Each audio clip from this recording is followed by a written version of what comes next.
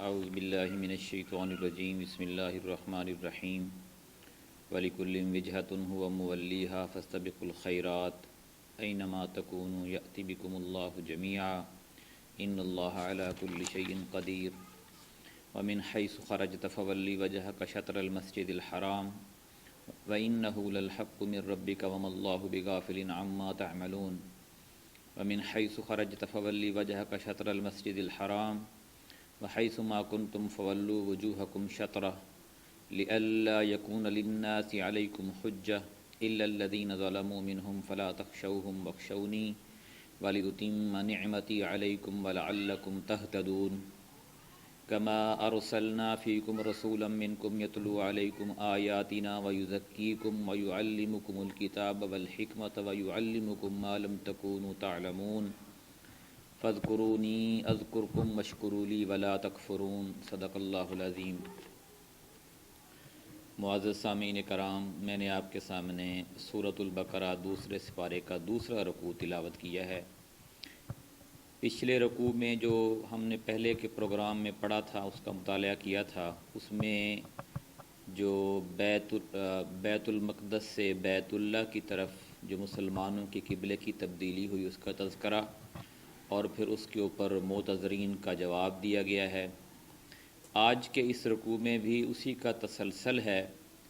کہ اللہ تعالیٰ کے نزدیک سمت کوئی ویلیو نہیں رکھتی۔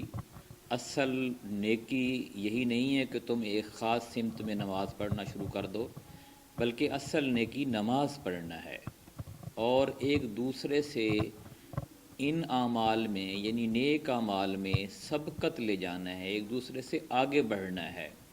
اللہ کی فرما برداری میں ایک دوسرے کو کراس کرنا ہے، یہ اصل نیکی ہے۔ بجائے اس کے کہ تم اصل نیکی کی طرف آؤ، تم جزیات میں پڑے ہوئے ہو، ہٹ دھرمی میں لگے ہوئے ہو، تعصب تمہارے اندر بھرا ہوا ہے کوٹ کوٹ کر، جس کی وجہ سے تم نیکی کی طرف نہیں آتے بلکہ جزیات کی طرف لگے ہوئے ہو۔ دوسری بات جو اس رکوع میں کی گئی ہے وہ یہ کہ اللہ تعالیٰ نے مومنین کو جو اپنی نعمت ہے وہ کافی حد تک دے دی ہے، اور اس کا جو پورا کرنا ہے، اس نعمت کا جو پورا کرنا ہے وہ اس بات پر رکھ دیا ہے کہ وہ اپنی فرما برداری کو بڑھائیں۔ اس طرح ان کو اللہ کی نعمت اور جو پیشوائی اور امامت کا مرتبہ جو پہلے بنی اسرائیل کا تھا وہ مسلمانوں کو دینا، مسلمانوں کے لیے پورا کرنا اللہ کا مقصود ہے، اور اس کے لیے یہ فرمایا جا رہا ہے کہ آپ اپنی فرما برداری کو، نیک اعمال کو بڑھائیں اور برائیوں سے بچیں۔ دنیا میں جس امت کو اللہ تعالیٰ سربراہی دے رہا ہے وہ امت ہم ہی ہیں، یعنی نبی کریم صلی اللہ علیہ وآلہ وسلم کی امت۔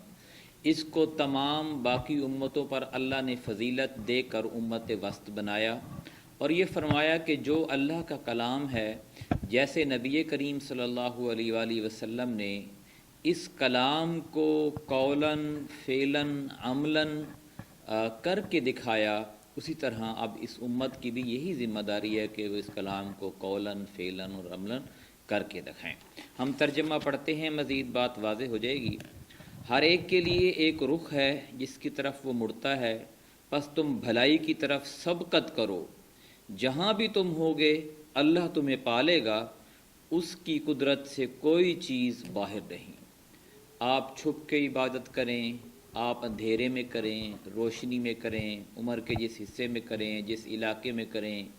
جس مرضی زبان میں کریں، اللہ تعالیٰ کو ہر زبان، ہر علاقہ اور ہر جگہ اور عمر کے ہر حصے سے اللہ تعالیٰ کی پہنچ ہے، اور وہ انسان کو سن لیتا ہے۔ اس لیے فرمایا کہ آپ کو اس کی پریشانی نہیں ہونی چاہیے کہ آپ فلاں علاقے سے ہیں، یا آپ کعبۃ اللہ سے دور ہیں، یا آپ مسجد نبوی سے دور ہیں، جو مقدس مقامات ہیں ان سے دور ہیں تو شاید آپ کی سنوائی نہ ہو۔ ایسا نہیں ہے، بلکہ اللہ تعالیٰ ہر جگہ ہر ایک کی سنتا ہے۔ اور خواہ مخواہ کی جو جزیات ہیں ان میں پڑھنے کی بجائے بہتر ہے کہ تم ایک جو آپ کا مقصد ہے اللہ کے نظام کی سربلندی، اسی میں ہی اپنے آپ کو کھپاؤ۔ آگے فرمایا تمہارا گزر جس مقام سے بھی ہو وہیں سے اپنا رخ نماز کے وقت مسجد حرام کی طرف پھیرو، کیونکہ یہ تمہارے رب کا بالکل برحق فیصلہ ہے، اور اللہ تم لوگوں کے اعمال سے بے خبر نہیں ہے۔ اور جہاں سے بھی تمہارا گزر ہو اپنا رخ مسجد حرام کی طرف پھیرا کرو، اور جہاں بھی تم ہو اسی کی طرف منہ کر کے نماز پڑھو، تاکہ لوگوں کو تمہارے خلاف کوئی حجت نہ ملے۔ یعنی یہودیوں، عیسائیوں، مشرکین عرب اور باقی جو لوگ تھے ان کو یہ بات کرنے کا موقع نہ ملے کہ دیکھیں ہیں تو مسلمان دعوے تو بڑے بڑے کرتے ہیں کہ ہم کیسر و کسرا کو ڈھا دیں گے اور اسلام وہاں تک پہنچ جائے گا، لیکن ان کی اپنی حالت یہ ہے کہ اپنے رسول کی پیروی نہیں کرتے۔ اس لیے فرمایا کہ اس کو آپ اس پیروی کرنے میں کوئی کسر نہ چھوڑو، تاکہ مشرکین اور منافقین اور جو آپ کے مخالف ہیں ان کو یہ کسی بات کا کوئی موقع نہ ملے، کوئی حجت نہ ملے آپ کے خلاف۔ آگے فرمایا، ہاں جو ظالم ہیں ان کی زبان کسی حال میں بند نہ ہوگی، تو ان سے تم نہ ڈرو بلکہ مجھ سے ڈرو، اور اس لیے کہ میں تم پر اپنی نعمت پوری کر دوں۔ نعمت سے مراد وہی امامت اور پیشوائی کی نعمت ہے جو بنی اسرائیل سے سلب کر کے اب اس امت کو یعنی نبی کریم صلی اللہ علیہ وسلم کی امت کو دی گئی۔ دنیا میں ایک امت کی راست روی کا یہ انتہائی ثمرہ ہے کہ وہ اللہ کے امر تشریع سے اقوام عالم کی رہنما و پیشوا بنائی جائے، اور نوع انسانی کو خدا پرستی اور نیکی کے راستے پر چلانے کی خدمت اس کے سپرد کی جائے۔ یہ منصب جس امت کو دیا گیا ہے حقیقت میں اس پر اللہ کے فضل و انعام کی تکمیل ہوئی ہے۔ اللہ تعالیٰ یہاں یہ فرما رہا ہے کہ تحویل قبلہ کا یہ حکم دراصل اس منصب پر تمہاری سرفرازی کا نشان ہے، لہذا تمہیں اس لیے بھی ہمارے اس حکم کی پیروی کرنی چاہیے کہ نہ شکری و نافرمانی کرنے سے کہیں یہ منصب تم سے چھن نہ جائے۔ اس کی پیروی کرو گے تو یہ نعمت تم پر مکمل کر دی جائے گی۔ آگے فرمایا، اور اس توقع پر کہ میری اس حکم کی پیروی سے تم اسی طرح فلاح کا راستہ پاؤ گے جس طرح تمہیں اس چیز سے فلاح نصیب ہوئی کہ میں نے تمہارے درمیان خود تم میں سے ایک رسول بھیجا جو تمہیں میری آیات سناتا ہے، تمہاری زندگیوں کو سنوارتا ہے، تمہیں کتاب اور حکمت کی تعلیم دیتا ہے، اور تمہیں وہ باتیں سکھاتا ہے جو تم نہ جانتے تھے، لہٰذا تم مجھے یاد رکھو، میں تمہیں یاد رکھوں گا، اور میرا شکر ادا کرو، کفران نعمت نہ کرو۔ ایک تو کعبۃ اللہ ایک نعمت ہے کہ ان کے اپنے علاقے میں تھا، بالکل قریب تھا، زمین کا سینٹر تھا۔ دوسرا اس امت کو امت وسط بنایا، یہ بھی ایک بڑی نعمت ہے۔ تیسرا انہی کی نسل میں سے اللہ تعالیٰ نے نبی اٹھایا، یہ بھی ایک بڑی نعمت ہے۔ اور چوتھی بات یہ کی کہ آپ میرا ذکر کرو تو میں بھی تمہارا ذکر کروں گا، اپنی محفل میں، اپنی فرشتوں کی محفل میں تمہارا نام لے کر تمہارا ذکر کروں گا، اور ہر حال میں میرے شکر گزار بندے بنو، ناشکری نہ کرو۔ اللہ تعالیٰ سے دعا ہے کہ قرآن پاک کی ان آیات پر